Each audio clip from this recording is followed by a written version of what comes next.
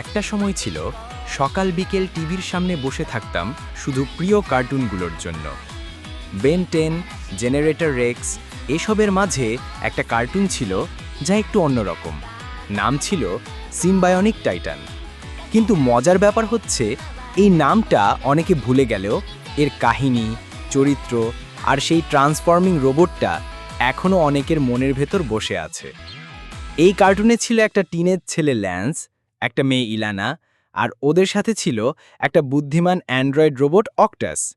ওরা সবাই এসেছিল ভিন গ্রহ গালালুনা থেকে। পৃথিবীতে লুকিয়ে থাকতো আর স্কুলে পড়তো। একদম আমাদের মতো টিনেজ লাইফ।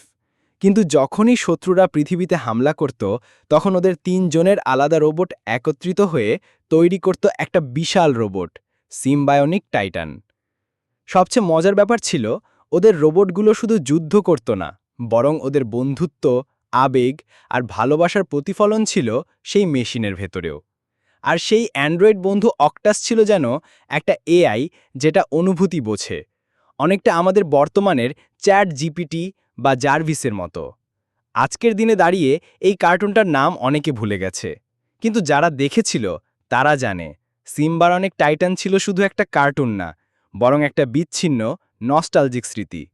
একদম সেই সময়টাকে মনে করিয়ে দেয় যখন কার্টুন মানেই ছিল জাদুর দুনিয়া, যেটা স্কুল, হোমওয়ার্ক, ক্লান্তির সব কিছু ভুলিয়ে দিত।